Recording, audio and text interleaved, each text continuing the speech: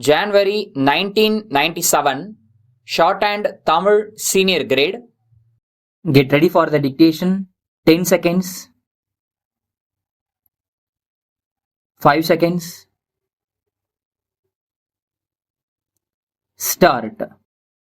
நண்பர்களே, நமது நாட்டின் பொருளாதார முன்னேற்றத்தில் தொழில் வளர்ச்சிக்கு பெரிய பங்கு உண்டு என்பதை சுட்டிக்காட்ட விரும்புகிறேன். தொழில் வளர்ச்சியில் இந்தியா குறிப்பிடத்தக்க முன்னேற்றம் கண்டுள்ளது என்பதை உலக வங்கி தன்னுடைய அறிக்கையில் குறிப்பிட்டுள்ளதை இந்த சமயத்தில் தெரிவித்துக் கொள்ளுகிறேன். என்றாலும் இந்த நிலை தொடர்ந்து இருக்க வேண்டுமென்றால் நாட்டில் கிளர்ச்சிகளுக்கும் வன்முறைக்கும் இடம் அளிக்கக்கூடாது. இவை நாட்டுக்கு பெரும் தீங்கை ஏற்படுத்தும் என்பதை மக்கள் உணரத் தொடங்கி இருக்கிறார்கள். தமிழ்நாட்டிலும் இத்தகைய பொறுப்புணர்ச்சி ஏற்பட்டிருப்பதைக் கண்டு நான் மகிழ்ச்சி அடைகிறேன். தொழில் துறையில் அமைதி ஏற்பட்டுள்ளது. தொழில் உற்பத்தி அதிகரித்துள்ளது. இதனால் ஏற்றுமதி அதிகரித்துள்ளதை நாம் காண்கிறோம். நாட்டுக்கு மிகவும் தேவைப்படும் இரும்பு, சிமெண்ட் மற்றும் துணி ஆகியவற்றின் உற்பத்தி அதிக அளவுக்கு உயர்ந்துள்ளது என்பதை மகிழ்ச்சியுடன் தெரிவித்துக் கொள்ளுகிறேன். நமது நாடு விடுதலை பெற்று பல ஆண்டுகள் ஆகிவிட்டன. விடுதலை பெற்றதினால் ஏற்படும் பலன்கள் சிலருக்காக மட்டுமல்லாமல் நாட்டு மக்கள் அனைவருக்கும் கிடைக்க வேண்டும். இந்த அடிப்படையில் நமது சட்டங்களில் சில மாற்றங்கள் செய்ய முடிவு செய்யப்பட்டிருக்கிறது. ஆனால் இந்த மாற்றங்களுக்கு சிலரிடமிருந்து எதிர்ப்பு ஏற்பட்டுள்ளதையும் நாங்கள் அறிவோம். அரசியல் அமைப்பில் மாற்றங்கள் வேண்டும் என்றும் தேர்தல் முறையில் மாற்றங்கள் வேண்டுமென்றும் முன்பு கூறியவர்கள் இப்போது அவற்றுக்கு எதிர்ப்பு தெரிவிப்பது வேடிக்கையாக இருக்கிறது. கல்விக் கொள்கையிலும் மாற்றம் செய்ய உத்தேசிக்கப்பட்டுள்ளது. நாட்டின் தேவைக்கேற்ப அறிவாளிகளை உருவாக்குவது அவசியமாகும். தற்போதுள்ள கல்வி முறையில் இதைச் செய்ய முடியவில்லை. நாட்டில் தற்போது ஏற்பட்டுள்ள மொழி பிரச்சனை பற்றி ஒரு சில வார்த்தைகள் கூற விரும்புகிறேன்.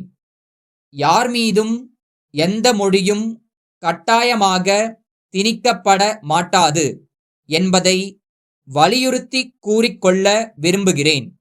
அத்துடன் நாட்டின் எல்லா மொழிகளையும் ஊக்குவிப்பதற்கும் வளரச் செய்வதற்கும் மத்திய அரசு எல்லா நடவடிக்கைகளையும் தொடர்ந்து மேற்கொள்ளும் என்ற உறுதிமொழியையும் அளிக்க விரும்புகிறேன்.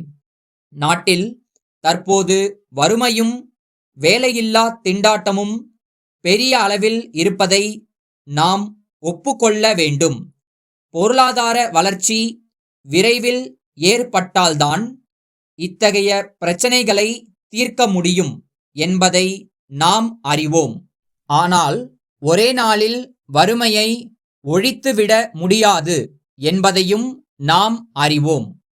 உணவு பற்றாக்குறையினாலும் உற்பத்தி பற்றாக்குறையினாலும் வேலைவாய்ப்பு குறைவினாலும்தான் நாட்டில் வறுமை ஏற்படுகிறது என்பதை சுட்டிக்காட்ட விரும்புகிறேன். ஆகவே வறுமையை ஒழிக்க வேண்டுமானால் பொருள்களின் உற்பத்தியை பெருக்க வேண்டும். உணவு பற்றாக்குறையை போக்க வேண்டும். இதற்கு நாட்டு மக்கள் எல்லோருடைய ஒத்துழைப்பும் தேவை. கிளர்ச்சிகள் மற்றும் வன்முறைகள் ஆகியவற்றால் நாட்டு மக்களுக்கு எந்தவிதமான நன்மையும் ஏற்படாது என்பதை கூறி உரையை முடித்துக் கொள்ளுகிறேன். சென்னை பாலன் கூட்டமைப்பினர் அனைத்து வாடிக்கையாளர்களுக்கும் எழுதும் கடிதம். அன்புடையீர், நாங்கள் வரும் ஜூன் மாதம் 19ஆம் நாளிலிருந்து மதுரை கண்ணன் நிறுவனத்தையும் ஏற்று நடத்த இருக்கின்றோம் என்பதை மகிழ்ச்சியுடன் தெரிவித்துக் கொள்ளுகிறோம். இந்த நிறுவனம் தோல் மற்றும் தோல் சம்பந்தமான பொருள்களை தயாரிப்பதில் வல்லுனர்கள் என்பதை தாங்கள் அறிவீர்கள்.